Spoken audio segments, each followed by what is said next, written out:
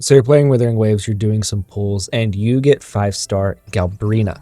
Now what do you get with Galbrena besides the, well, newest 5-star in all of Withering Waves? Well, Galbrena is a fusion-wielding pistol user, and in this video we're going to take all of this and hopefully make it a little bit easier to understand.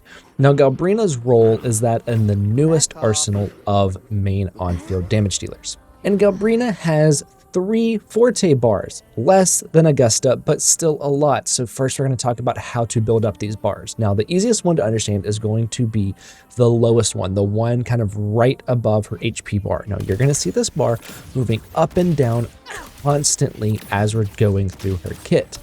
This is going to be her burning drive bar. Now her burning drive bar is going to increase her resistance interruption and her attack by 20% for 4 seconds. Now that's not a lot of time, but there are a lot of different ways to actually trigger this seen on this list here. So as we're going through doing her kit, you're going to see this bar moving up and down a lot. The downward is from the 4 seconds. The up is whenever we cause one of these things. So just notice that you're going to be seeing that bar moving a lot. Now Galbrena also has a special kind of dodge that whenever you use the dodge button when she's in contact, she is going to still dodge, and it's also going to add to that gauge that gives us that attack increase, right?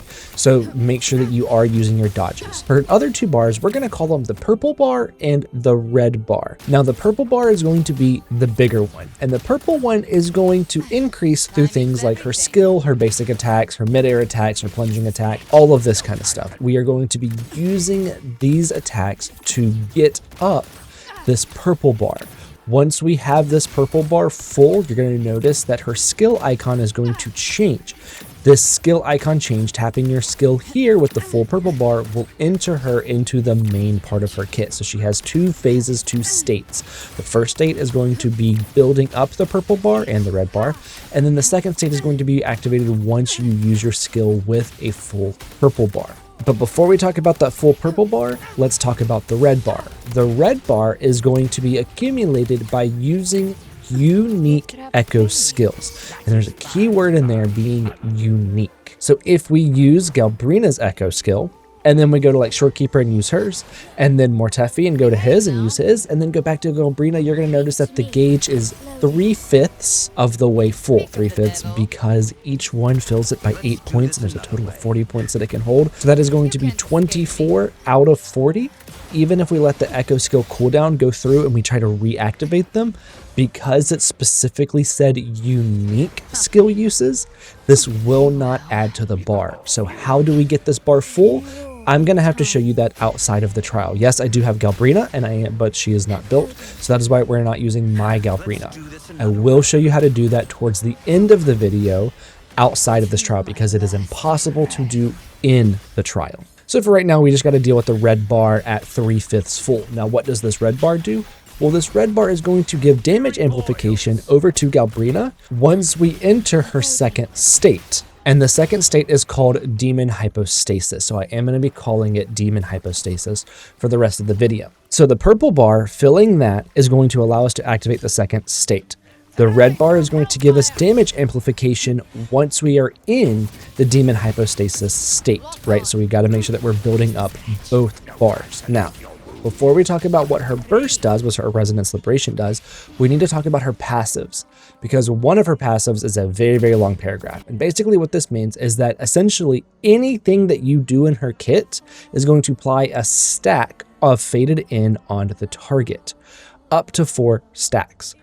Each stack amplifies the damage directly dealt by the rest of her kit by 5% for 5.5 seconds. So what this is doing is this is essentially making you use her entire kit. You have to dodge counter. You have to use her skill before it's fully charged. You have to use all different points of her normal attacks or basic attacks. You have to use her charge attacks. You have to use her mid-air attacks. You have to use everything in her kit because of how all of the different stacking mechanics work with building up her Forte gauge, using this passive, all of that kind of stuff, right? You have to go through her entire kit. Now, luckily, her second passive actually gives you stamina whenever you do certain things like basic attack stage 4, basic attack stage 5, heavy attack, all of this kind of stuff is going to restore some stamina. So this is another reason why you have to work in her entire kit, because you're going to be dodging around a lot, you're going to be moving a lot, you're going to be using a lot of stamina, but it gives you ways to get it back. So make sure that you're going through her full kit using all of her attacks. So now we're going to talk about her Resonance Liberation. Now, not only does her Resonance Liberation do an instance of fusion damage, read here, it is considered echo skill damage, but it does not contribute to her red gauge. So remember that, right? You actually have to cast an echo skill for it to do it. Don't be confused by that. However, this is going to give you an 85% damage multiplier increase for all of her kit while she is in Demon Hypostasis. So we want to make sure that we either use Demon Hypostasis right at the beginning and then her ulti, or her ulti and then go into Demon Hypostasis.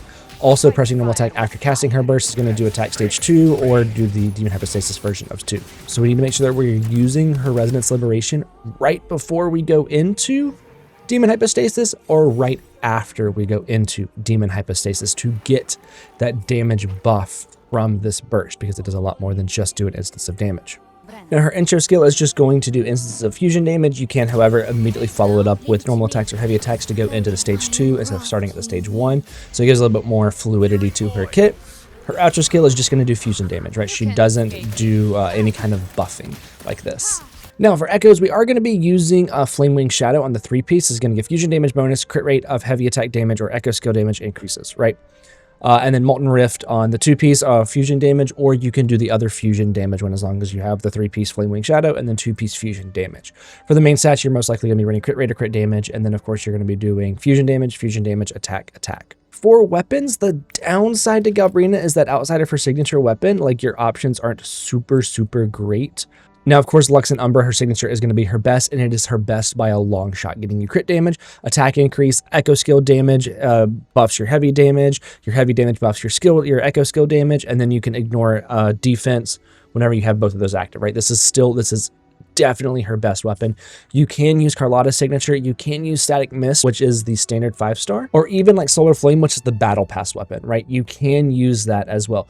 But outside of those, like, yeah, you can use Nova Burst, but you still don't get a ton of options outside of those. So now we're going to talk about how to get a fully charged red gauge on Galbrena from doing the unique echo skills, right?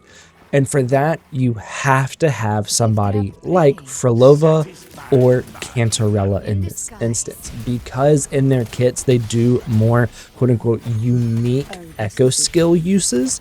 You can fully build it up. So here I've got Galbrena, Mortefi, and Cantarella, which is most likely the team that I'm going to be running Galbrena in, at least trying it out at first, because Mortefi gives a heavy attack buff and Galbrena does a lot of heavy attack damage.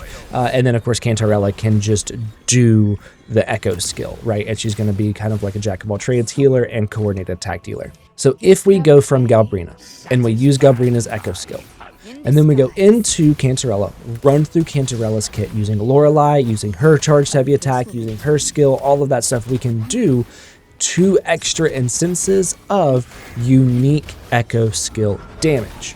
Then we can go into Mortefi, drop down Mortefi's Q, go back into Galbrena, and as you can see, we have a fully charged red gauge. That is how you have to fully build this. Now, we might get a character later on, we might get a 4-star character that can also use echo skills. We don't necessarily know yet, but Cantarella is one of the characters that can fully max this red gauge on Galbrena.